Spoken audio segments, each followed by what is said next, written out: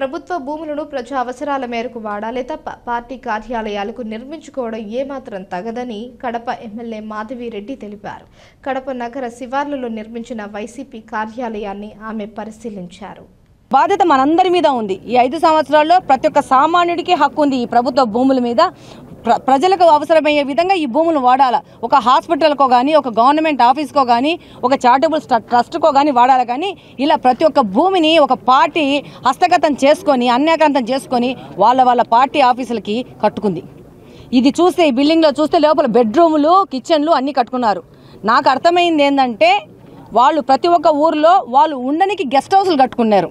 YSRCP party సంబంధించిన అధ్యక్షుడు జగన్మోహన్ రెడ్డి గారు, ఆయన కుటుంబము వచ్చి ఉండడానికి ప్రతి ఒక్క ఊర్లో ఒక గెస్ట్ హౌస్ ప్రభుత్వ స్థలాల్లో కట్టుకొని, ఇది మళ్ళీ ఆయన మాట్లాడతాడు పెత్తందారుడికి పేద ప్రజలకు మధ్యన జరుగుతున్న, ఇది కరెక్ట్గా ఆయన చెప్పిన మాటలు.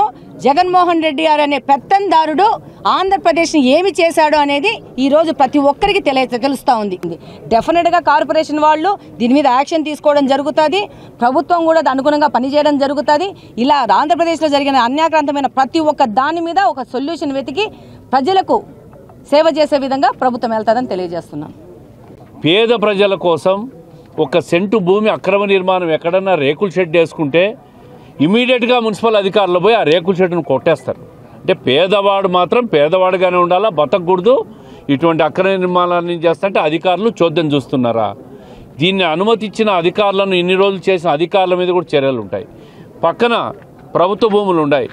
కార్పొరేటర్లు, ఎమ్మెల్యే, మాజీ ఇష్టం వచ్చినట్టు అక్రమ నిర్మాణాలు, అక్రమ లేఅవుట్లు, ప్రభుత్వ భూములు ఆక్యుపై చేసుకోవడం, దాంట్లో లేఅవుట్ వేయడం, పేదవాడికి అమ్మేయడం.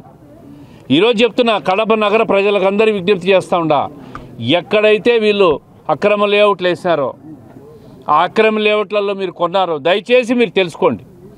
ఎవరు కూడా ఆలోచన చేయకుండా ఈ అక్రమ లేఅవుట్లలో ఎవరు కూడా కొనొద్దండి. ఇప్పటికీ అక్రమ లేఅవుట్లలో ఎవరైనా కొని ఉంటే అమ్మినవాడి ఇంటిని ముట్టడి చేయండి. ఇంటి మీద దాడి చేసి డబ్బులు మీరు వసూలు చేసుకోండి. ఎక్కడా కూడా కడపలో అక్రమ లేఅవుట్లు కానీ, అక్రమ నిర్మాణాలు కానీ ఉండడానికి తెలుగుదేశం ప్రభుత్వం అనుమతించదు. చట్టపరంగా అందరూ నిర్మాణాలు చేసుకోండి. అదేవిధంగా బిల్డర్లకు కూడా విజ్ఞప్తి చేస్తూ ఉండా, చట్టపరంగా నిర్మాణాలు చేయండి.